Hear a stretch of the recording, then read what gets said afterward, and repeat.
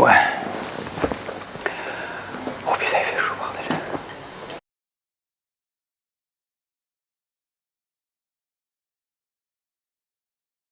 Salut Anton Malafeyev.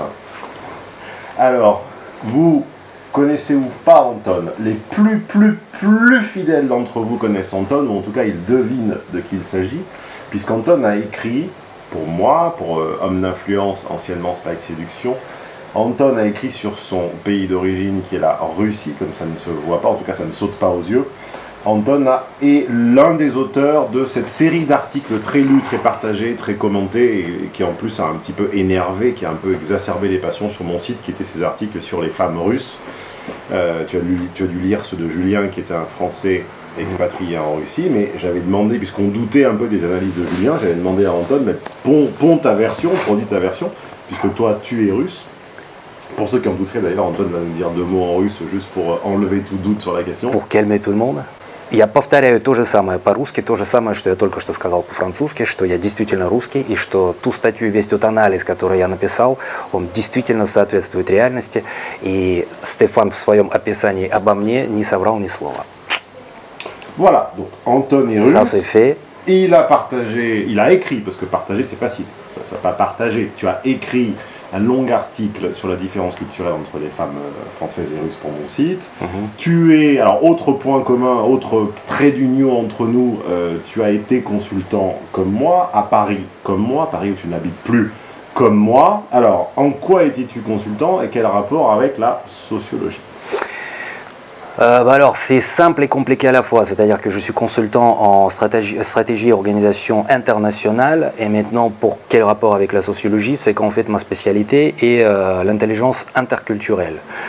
Pour définir c'est quoi l'interculturel, le plus simple, c'est comme ça que je le définis toujours, c'est en fait la sociologie internationale.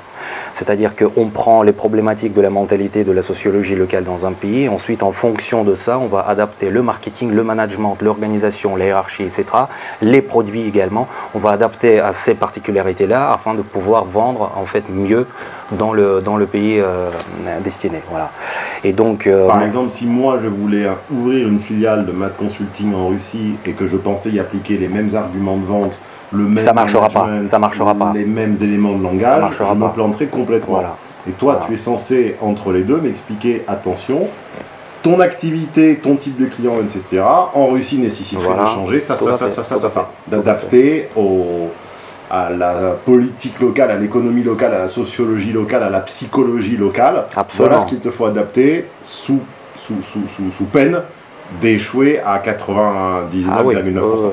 Oui. Plus simplement dit, en fait, il faut que tu t'adaptes à la mentalité locale. Donc forcément, on parle de la sociologie, parce que tout est conservé dans ce mot-là, quoi.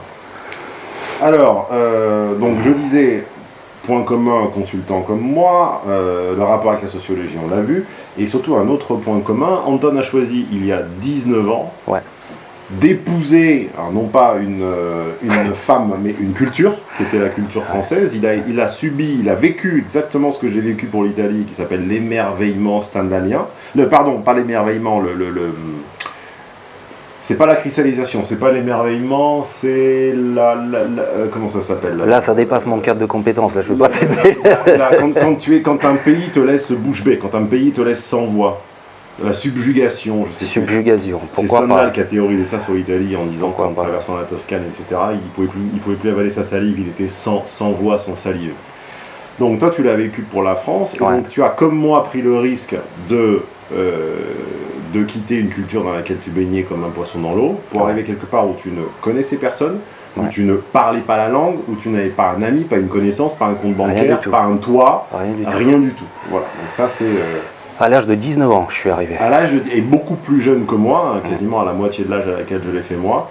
Alors, est-ce que tu préfères qu'on décrive un petit peu cette expérience maintenant, ou qu'on y revienne après être rentré dans le dur du sujet ? Tu vas en dire je peux dire 2-3 mots, et puis après, progressivement, on va forcément, je pense, revenir là-dessus. C'est que déjà, forcément, c'est le choc de culture, un état pur, et c'est vraiment le cas de le dire, parce que très souvent, justement, par exemple, lorsque j'approche mes clients aujourd'hui, on me dit, ouais, mais on pourra très bien travailler avec les Russes parce qu'ils sont comme nous.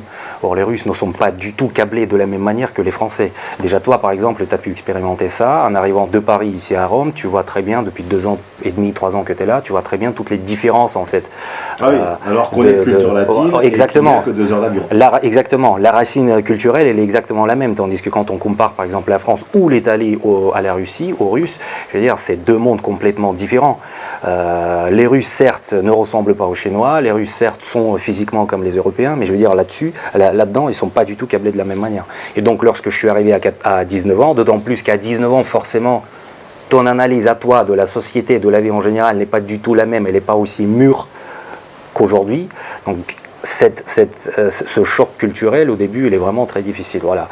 Et comme je suis arrivé pour faire mes études, donc moi j'étais dans le milieu universitaire, j'étais entouré de beaucoup d'étudiants de pays différents, parce qu'il y a eu pas mal d'étudiants d'Erasmus de tous les pays, quoi. Et donc là, c'était vraiment le choc culturel en état pur. Et progressivement, quand j'ai commencé à travailler ensuite en France, etc., voilà, je me suis dirigé vers cette idée qu'il faut que j'essaye de relier en fait les cultures au niveau de business, parce qu'il y a pas mal de boîtes justement qui se plantent là-dessus, quoi. Alors justement, on en arrive au cœur du camembert, au cœur du fromage. La France, vue par un Russe, on va passer en revue les relations interpersonnelles, amitié, amour, rencontre, séduction, couple, etc. Le rapport à l'argent. Et ah bah non, j'avais mis le couple l'an dernier, excuse-moi. On va commencer par les relations hors couple, amitié, rencontres diverses, réseaux sociaux, etc. On va parler du rapport à l'argent, et puis on parlera à la fin du couple tel que toi, avec tes yeux, tu l'as découvert en Europe de l'Ouest, en France, et les différences. Alors, la France vue par un Russe, comment tu juges, toi, le cœur de mon travail, qui est d'expliquer, encore une fois, pour ceux qui me découvriraient dans cette vidéo, je ne sais pas, peut-être que certains d'entre vous me découvrent à l'occasion de cette vidéo, mon travail est d'expliquer avec des outils extrêmement simples, pragmatiques, clairs, presque faire du Lego. Je fais du Lego avec les relations interpersonnelles, tout ce à propos de quoi on vous a expliqué tout au long de votre vie que c'était illogique, que ça n'avait pas de sens, que c'était incompréhensible, qu'il ne fallait pas chercher à comprendre, que c'était le destin, que c'était l'amour, que c'était machin. On vous a déconstruit le Lego, on a balancé une grosse valise de pièces de Lego au milieu de la pièce. Ne cherche pas, laisse tout en vrac, le destin, la chance, le hasard fera que. Moi, je reconstruis le Lego, je montre que c'est tout simple et qu'il faut un mode d'emploi, que les relations interpersonnelles, c'est digne d'un enfant de 8 ans et demi. Quand on a le mode d'emploi, on remonte le Lego.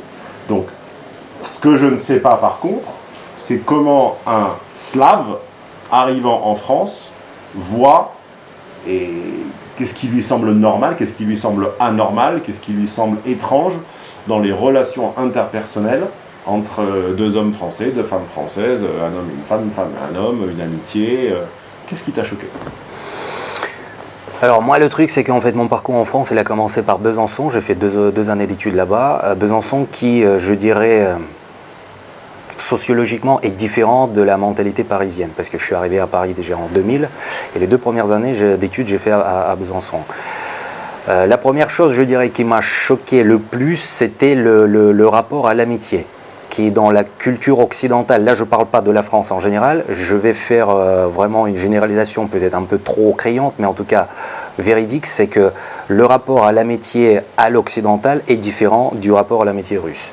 C'est-à-dire qu'en Russie, l'amitié elle est beaucoup plus profonde, elle est construite à travers les années, ça ne se fait pas dans une soirée. Par exemple en France, ça m'est arrivé souvent de me retrouver dans une soirée, de rencontrer quelqu'un et le lendemain matin, la personne m'appelle, me dit « Oui, salut mon ami, comment tu vas ?» Donc c'est pas quelque chose qui va t'arriver en Russie.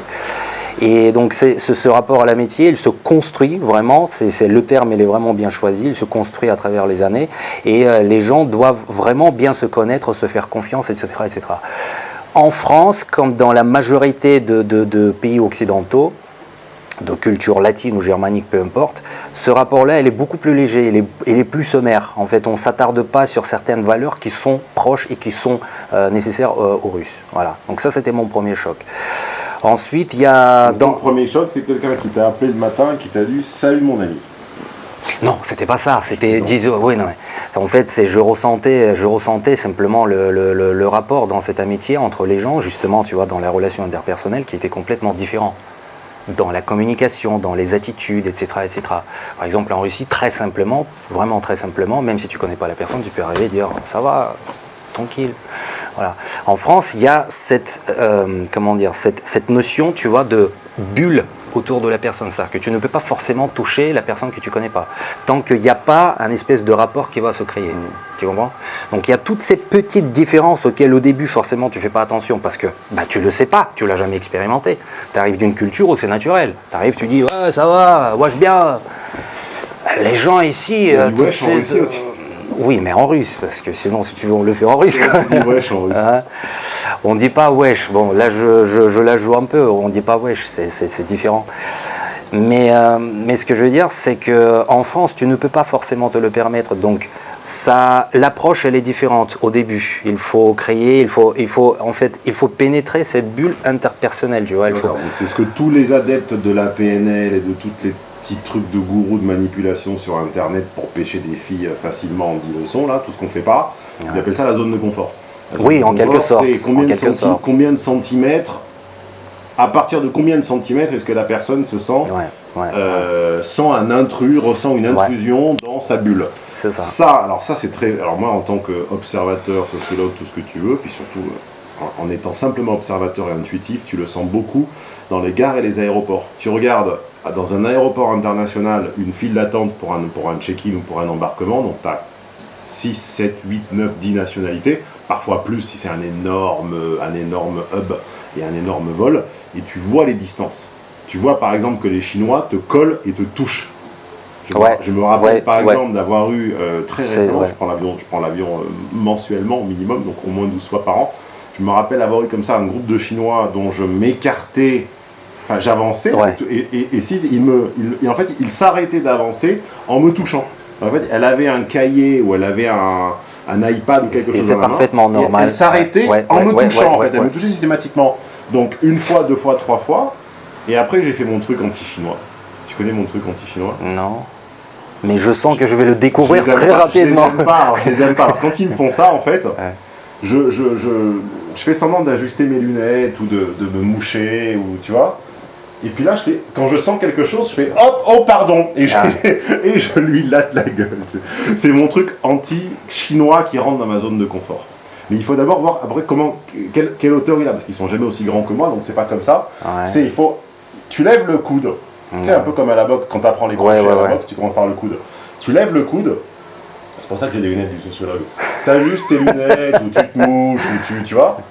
Et puis à un moment, il y a un truc derrière toi, et pan, et tu te retournes, et tu le lattes. Et là, tu lui as fait un cocard, c'est ça? Mon truc anti-chinois. Donc voilà, observez, encore une fois, observez un hall de gare, mais surtout un hub d'aéroport, une file d'attente internationale, et vous allez voir des gens qui vous touchent, vous allez voir des gens qui vous évitent, vous allez voir des gens qui vous croisent votre regard, des gens qui détournent le regard, des gens qui entrent en communication non verbale avec vous, des gens qui sont dans leur bulle. Et toi, ce que tu dis, c'est que la bulle est plus petite ou inexistante en Russie, tu touches... Elle est plus petite. Après, bien évidemment aussi, ce qu'il faut, parce que là, il faut faire une parenthèse, c'est que le travail d'un interculturaliste, tel qu'on l'appelle, en fait, c'est pas de stéréotyper les choses, c'est-à-dire que là, les exemples que je donne ne veulent pas dire que exactement tous les Russes, c'est-à-dire les 150 ou 160 millions de Russes dans le monde entier, qui sont tous exactement comme ça. Bien évidemment que non, parce que la culture de chaque personne, la mentalité de chaque personne va dépendre non seulement de sa culture natale, mais aussi de son passé, de ses expériences, par exemple des cultures dans lesquelles elle a vécu. Par exemple, moi aujourd'hui, lorsque je vais en Russie, tous mes potes russes qui me connaissent depuis la nuit des temps, ils me disent « toi, t'es plus russe ». Voilà, bon. Voilà, mais ça, on n'a pas dit que tu avais 39 ans. Voilà, ça commence à cuber. Et donc ils me disent, toi, t'es plus russe. Ils sentent, tu vois, ça fait partie des choses en fait qui s'expliquent même pas, c'est chimique. Je parle russe sans accent, il n'y a aucun problème. J'arrive là-bas, bon voilà, je veux dire, j'actionne comme tous les Russes. Enfin, j'agis comme tous les Russes. Mais ils sentent qu'il y a un truc indéfinissable, c'est chimique, tu vois, que je pense pas comme un Russe. Il paraît que mes intonations parfois ne sont plus d'un Russe, ma gesticulation n'est plus d'un Russe, etc., etc. Voilà. Alors, on a parlé des zones de confort, des bulles, etc. Autre chose que tes yeux russes ont remarqué, qui t'ont surpris, qui t'ont choqué, qui t'ont plu parfois, ou déplu, sur la façon dont les Français et les Françaises interagissent ensemble au travail, Le grand dans les choc, transports, à la maison. un des grands chocs, surtout au début, c'était que les hommes se fassent la bise. Faute grave, comme dirait l'autre. On sait pas de qui. Ouais, non. C'est Aucune un idée. comique russe. Ok. Oui, Voilà. oui. Un peu nord-coréen sur les bords. Vous avez des drôles de comiques. Ça c'est fait. Donc, pas de bise pour ceux qui vont en Russie. Ne cherchez surtout pas, je veux dire, faire la bise aux hommes. On fait quoi, on hug, Hein? on tape dans le dos. Non, on serre la main. Surtout au début, quand on ne connaît pas la personne. Tu vois, il y a ce paradoxe-là, c'est-à-dire que tu peux venir taper quelqu'un sur l'épaule, sur le genou. On peut avoir ce contact un peu tactile, mais on ne se fait pas la bise. On se serre la main. Et on se serre la main fort. C'est pas... On est obligé de se faire une poignée de main à la russe. Alors vas-y, toi t'es Trump et moi je suis Macron. Voilà, c'est ça. Donc on se serre la main, tu vois, et on se regarde dans les yeux. Ça, c'est très important. Comme ça. Voilà, c'est ça. Très important. Tu vois. Et d'ailleurs, l'expression, je précise parce qu'il y a énormément d'hommes dans les pays européens qui serrent la main. Tu peux me prêter ta main, s'il te plaît? Qui serrent la main de cette manière-là. Ça, c'est quelque chose d'insupportable, Ouais, mais d'insupportable. Voilà, c'est en gros, c'est le baisement, quoi, tu vois, insupportable. Donc, il faut vraiment serrer la main parce que l'expression déjà de serrer la main, elle vient du fait qu'on serre la main, on ne donne pas la main juste pour. Voilà. Après, parmi les chocs, Travail, par exemple. partout. Non, mais au travail, dans les transports ou dans. Qu'est-ce qui te choque? Qu'est-ce qui t'a surpris? Plus maintenant, parce que j'imagine qu'en 19 ans, c'est Bah passé. oui, un peu Qu'est-ce qui l'habitude. t'a surpris quand t'es allé bosser à la Défense, par exemple? T'as pris ton Le management, t'es allé dans ta tour. le management à la française qui est très implicite. Pour moi, c'était insupportable. Ça l'est toujours. Alors, implicite dans quel sens? Dans le sens qu'en fait, on ne te dit pas exactement, tiens, tu as fait ça mal. Il faut que tu le refasses, ou tiens, il faut que tu fasses ça tout simplement, ou il faut que, par exemple, le groupe de personnes fasse ça. Ça sera plutôt de manière indirecte.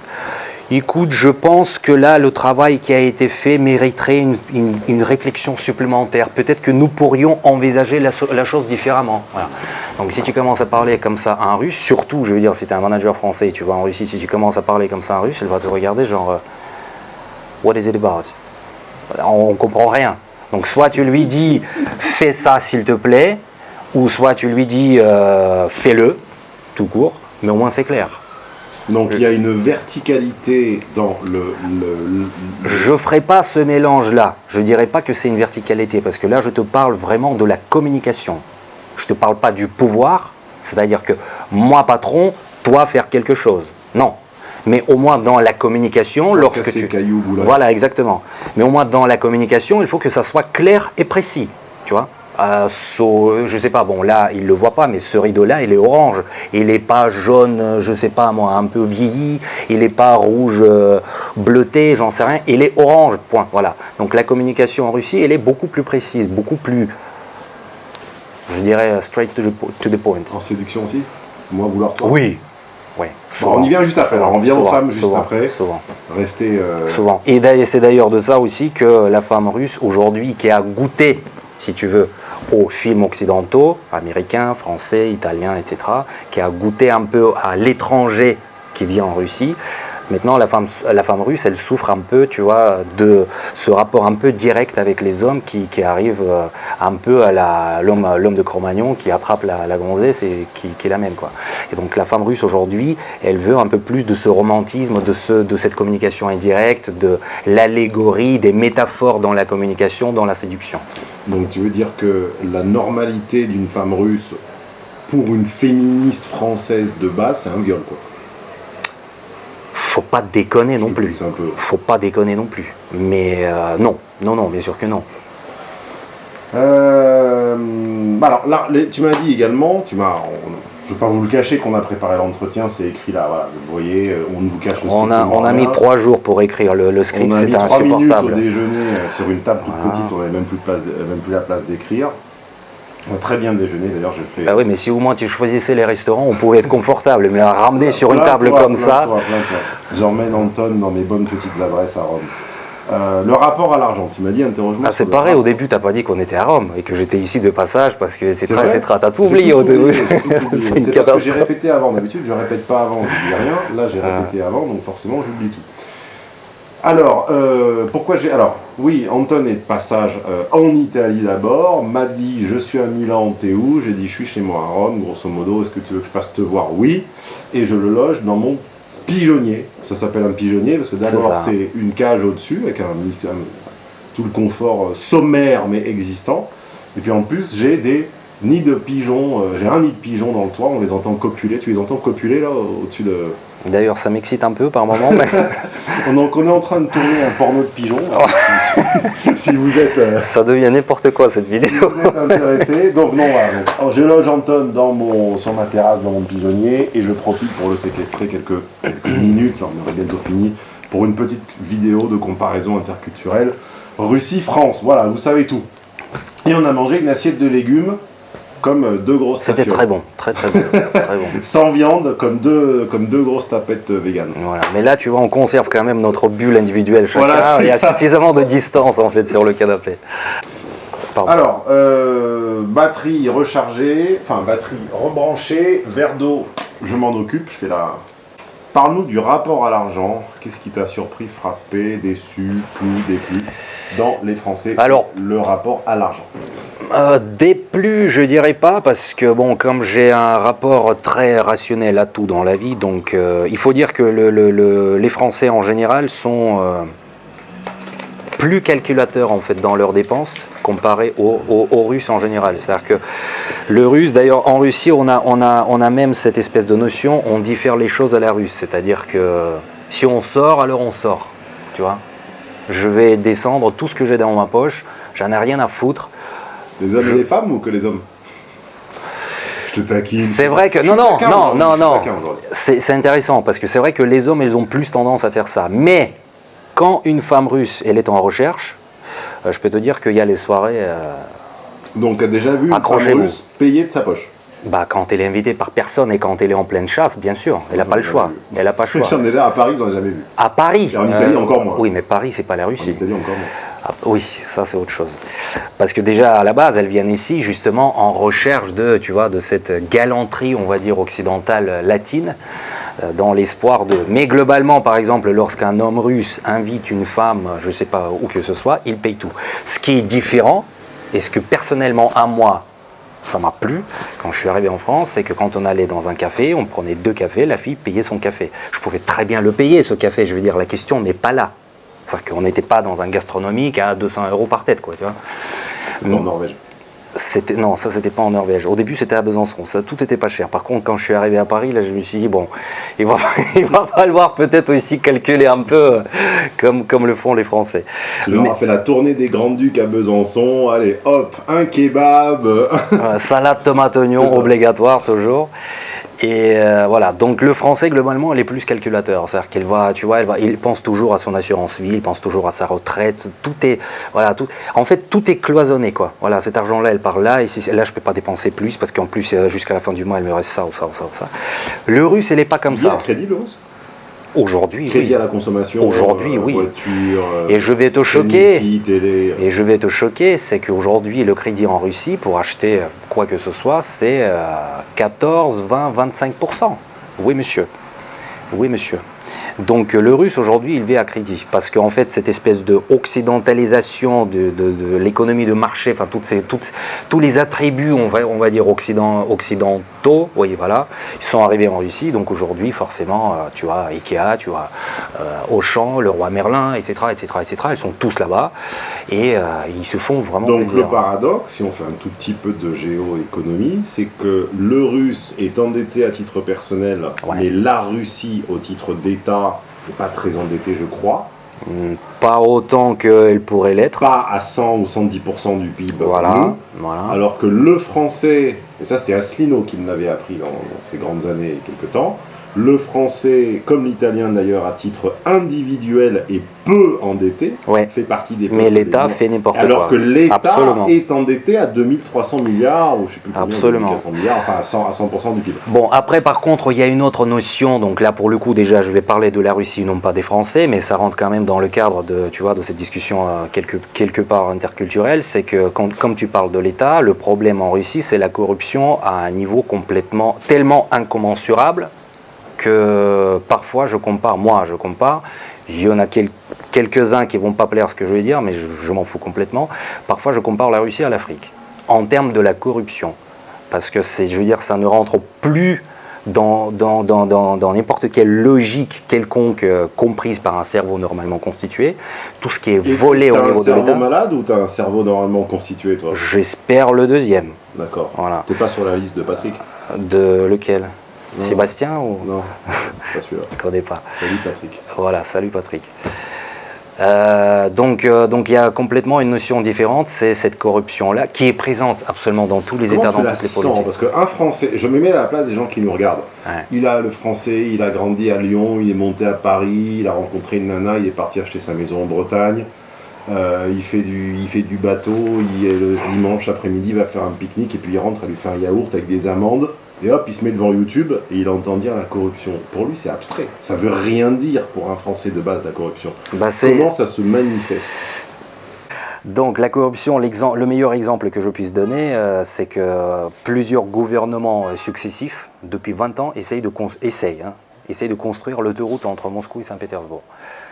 Et donc tout l'argent qui est dédié, tu imagines bien que c'est des millions entiers, parce que l'autoroute, je veux dire, la distance entre les deux villes, c'est 900 km. J'avais entendu quelque part le coût d'une autoroute à la centaine de mètres ou au kilomètre. Je crois que 1 kilomètre d'autoroute, je crois, j'ai pas vérifié, mais Ouais. je crois qu'un kilomètre d'autoroute, c'était pas loin de 50 millions, un truc comme ça. Où ça, en Russie ou globalement? Ah, ça, 50 millions, Je crois. Ça me paraît exorbitant. J'y connais rien. Que c'est 5. J'y connais rien. 50. J'y connais rien, mais ça me paraît assez exorbitant. Pas forcément à moi, sincèrement, vu toute la structure que c'est possible, c'est possible. Mais en tout cas, c'est complète avec l'infrastructure de péage, la lumière, la sécurité, les caméras, etc. Ça me paraît pas débile. Hein. Allons-y. Peut-être. Mais en tout cas, bon voilà, ça fait 20 ans qu'ils essayent de construire cette autoroute qu'on n'a toujours pas.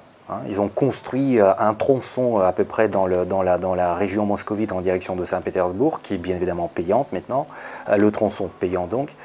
Mais il reste quand même juste 800 bornes à faire jusqu'à Saint-Pétersbourg, et jusqu'à présent il n'y a rien, et ça fait 20 ans que ça dure. Donc je veux dire, la seule, et c'est pas que l'État n'ait pas les moyens pour construire cette route, c'est pas ça, parce que tout cet argent en fait qui est dédié aux prestataires qui doivent le faire, c'est toujours en train de disparaître quelque part. Après, je ne sais pas, j'ai jamais tenu la bougie, donc je ne sais pas exactement comment c'est fait, comment c'est contrôlé, etc. Mais en tout cas, toujours est-il, c'est qu'en 20 ans, ne pas construire 900 km d'autoroute entre deux villes principales, parce qu'il y a quand même des camions qui circulent entre les deux villes, des marchandises, enfin je veux dire, la raison économique de cette autoroute, elle est énorme. C'est pas fait. Et donc tous les problèmes, parce que tu m'as posé, je ne sais pas si ça est trop pris ou pas, mais tu m'as posé la question tout à l'heure, comment tu peux expliquer à un Français qui est quelque part au fin fond de Normandie avec son yaourt devant cette vidéo, c'est quoi les problèmes? C'est l'absence d'infrastructure, l'absence de service autour de cette infrastructure, c'est-à-dire que tu vas rouler par exemple en bord d'une route, en Russie tu vas avoir plein de merde qui vont traîner sur les gens elles jettent les papiers, etc. Ça c'est aussi une autre question par rapport à la culture, tu vois, à la mentalité. C'est-à-dire que jeter des trucs par la fenêtre, c'est parfaitement normal, malheureusement. C'est en train de... L'espace public, c'est pas chez moi. Voilà. C'est en passe de changer, mais comme tu le sais très bien, comme tu es sociologue, il faut des générations et des générations avant que ce changement puisse vraiment advenir. Le sentiment de collectivité et le nous caché derrière le jeu. C'est ça. C'est ça, et en plus, et ça d'ailleurs, tu vois, c'est un paradoxe très intéressant. Je suis désolé, du coup, je développe que ça. Je ne sais pas si tu as d'autres questions, mais ça sera aussi un point intéressant, c'est que très souvent, dans le milieu interculturel, on explique la culture russe, la mentalité russe, comme la mentalité de groupe. Or, c'est complètement faux, parce que le russe, par définition, est individualiste, peut-être un peu moins que les cultures occidentales, mais il est individualiste malgré les 75 ans du communisme qui a essayé en fait de vacciner on va dire le russe en général a cette espèce de notion de kolkhoz. Je ne sais pas, pour ceux qui ne connaissent pas, ils vont taper, ils vont voir ce que c'est dans Google. Les kolkhoz, par exemple la production d'État, il n'y avait pas de propriété privée, etc., etc. Et les Russes ont très très vite saisi finalement, tu vois, toutes les nuances d'économie de marché, même si bien évidemment il y a encore beaucoup de chemin à parcourir dans ce pays, mais il n'y a aucun doute que, je pense, d'ici 2-3 générations là, la Russie va surprendre beaucoup et faire beaucoup de mal au niveau international, économiquement, politiquement, etc., etc. D'où les craintes de nos amis américains, justement, aujourd'hui, avec toutes les querelles. En fait, on est en pleine guerre froide 2.0, quoi. Mais vraiment, ça, c'est pas du tout notre sujet. Donc, revenons-en aux relations interpersonnelles. On a parlé des premières surprises du contact physique, on va parler du rapport à l'argent. Il faut que tu me parles, puisqu'on est sur une influence, on parle des hommes et des femmes. Donc tu parles du couple, faut que tu me parles des rencontres, faut que tu me parles des femmes russes. Tu as écrit un article, le lien là ci-dessous. Voilà. Sur le lien ci-dessous pour lire l'article d'Anton. Puis cliquez sur il est où le bouton abonné, il est là, en bas à droite de votre écran, c'est-à-dire en bas à gauche de Billy.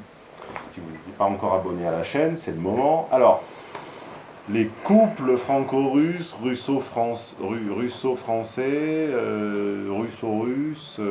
c'est compliqué. Comment t'expliques à un homme français qui se plaint de cette espèce de déséquilibre offre-demande, il se plaint de ramer, il voit une poignée de stars et de starlettes qui ont un choix féminin infini, et le petit français de base, il est là à ramer sur des sites de rencontres, sur des applications, sur lesquelles il est méprisé, il est insignifiant, il est rien, c'est un nobody.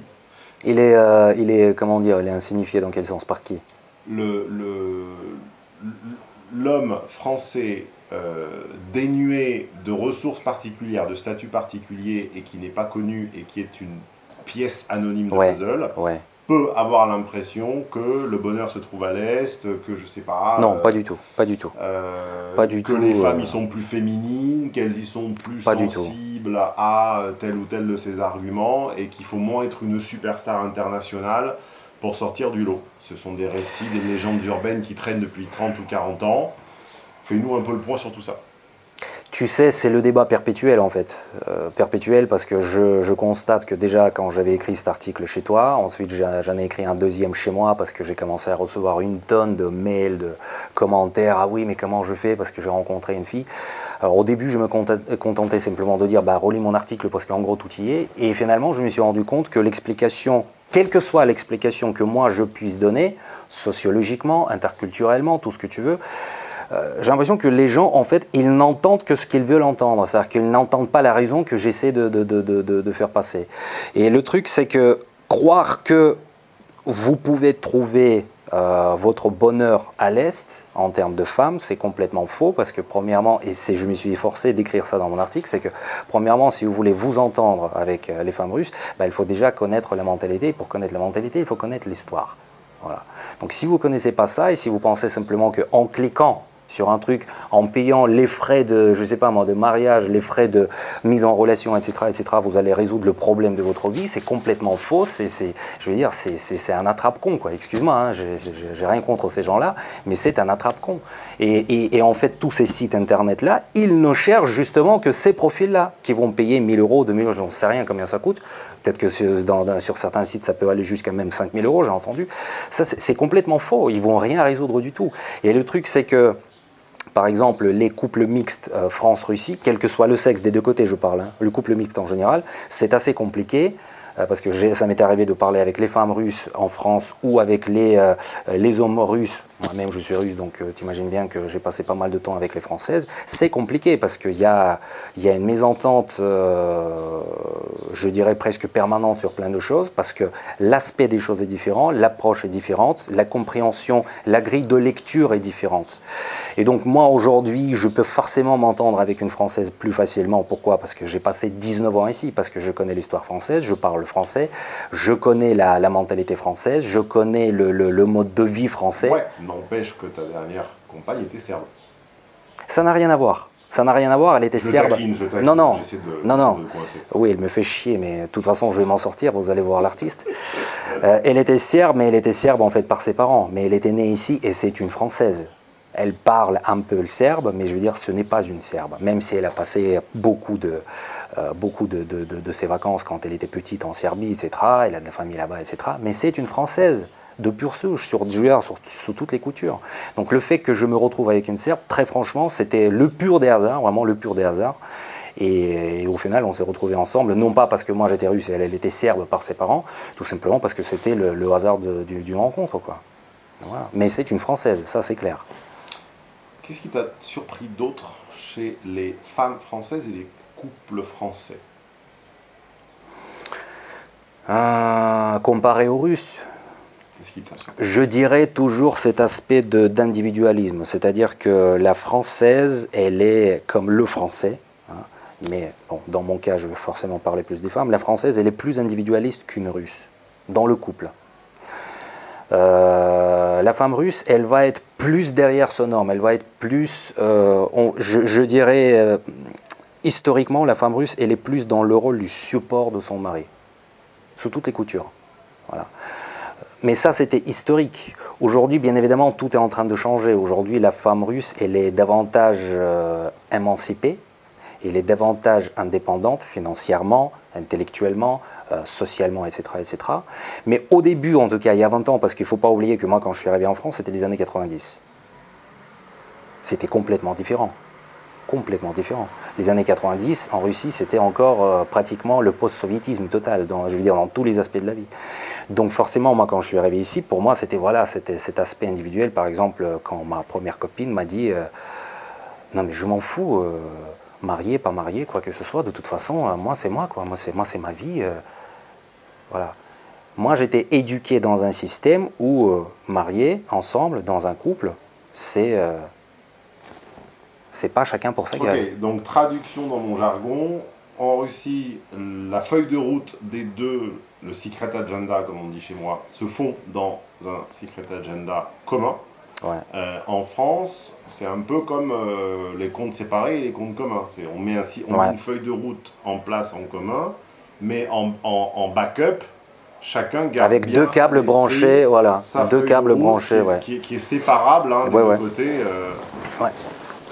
C'est collé au scotch au milieu, mais en fait on peut très vite enlever le scotch et revenir à sa feuille de route. D'accord, ça c'est une constatation. Ouais. Et aujourd'hui, bien évidemment, encore une fois, tout s'occidentalise.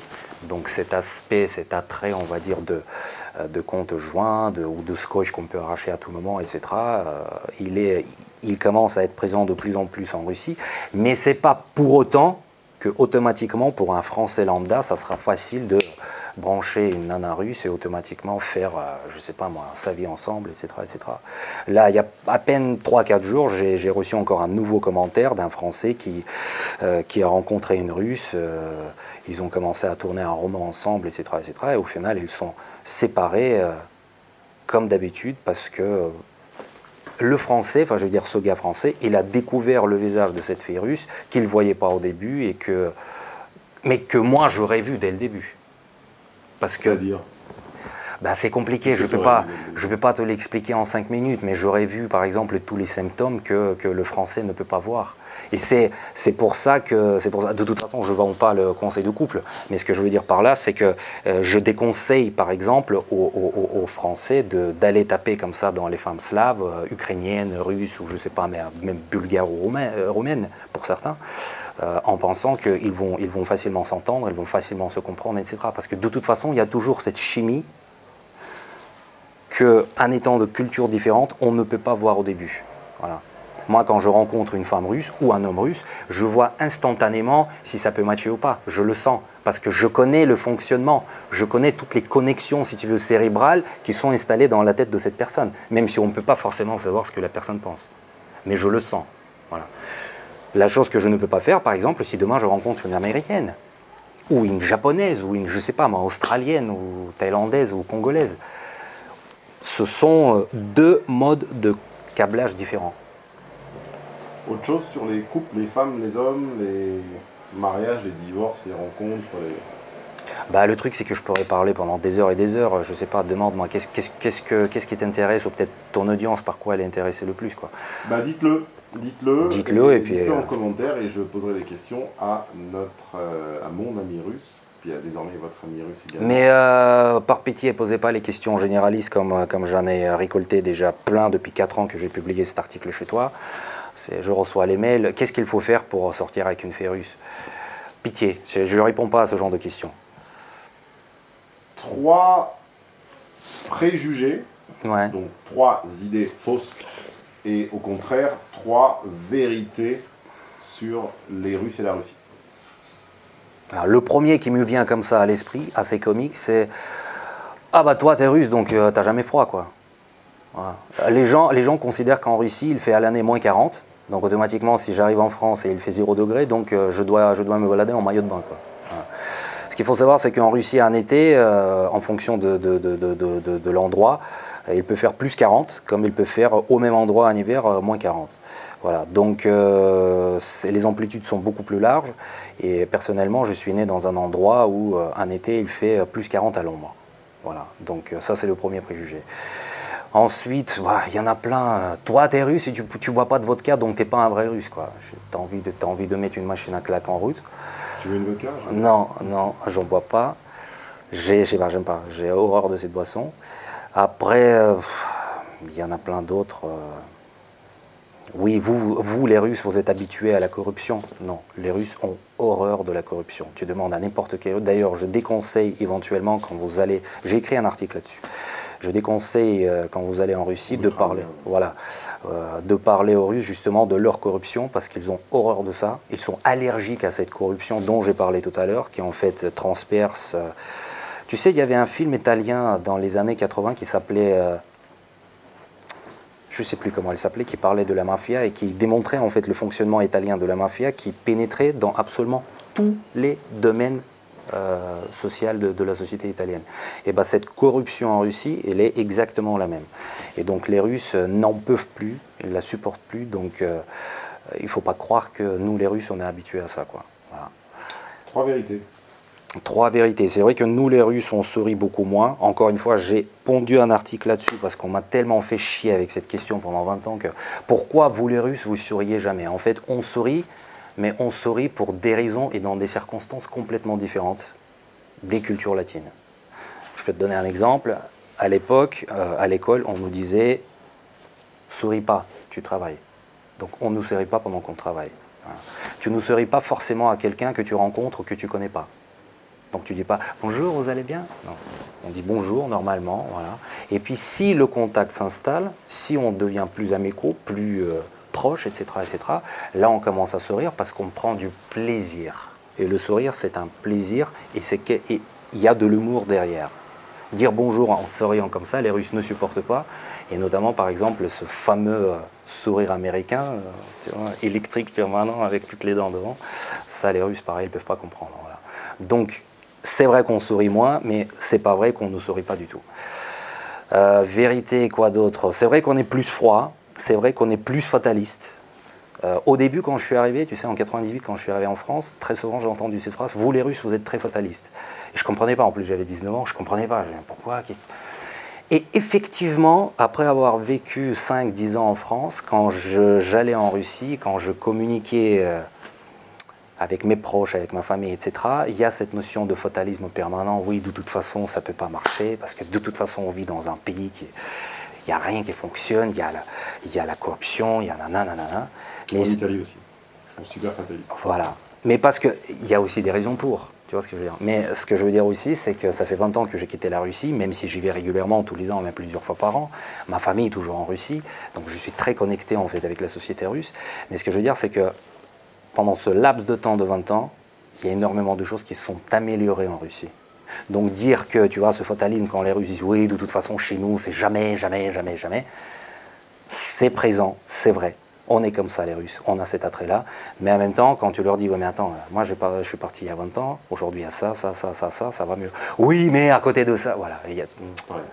Donc, et c'est pas du tout la même chose que le fameux français qui va se plaindre de tout et n'importe quoi. Non. Le russe, il se plaint pas, le russe, il est fataliste. Le français, il se plaint, mais il n'est pas fataliste. Et c'est différent. Voilà. On en parlera peut-être au sujet de l'Italie tout à l'heure. On va faire une double vidéo, en fait, celle d'Anton chez moi et celle de Guigui chez Anton. Voilà. Alors, pour conclure, je vais te laisser faire ta pub. Tu vas plugger ton site, tu vas plugger tes réseaux sociaux, comment s'appellent tes pages, tes tweets, ton site, et tu vas nous finir par nous dire si on voulait lire un seul article de toi. Oula. Je mettrai en lien ci-dessous. Lequel ça serait? Un seul, ça sera compliqué. Voilà, un seul, ça sera compliqué. Je vais commencer par la pub, vous allez facilement comprendre pourquoi c'est compliqué. Mon site s'appelle newpointdeview.com. Remplace le off anglais, donc un nouveau regard sur le monde en quelque sorte. Ce site est généraliste. Voilà. Pour ceux qui sont intéressés, ce site est généraliste, mais il est axé forcément sur la sociologie. Pourquoi? Parce que premièrement, je suis comme le Bibi en face très passionné par la thématique depuis longtemps. Et en plus, professionnellement, aujourd'hui, en gros, ce que je fais de la sociologie internationale. Donc, je suis en plein dedans. Mais il se trouve que mon site, il ne parle pas forcément d'une thématique particulière.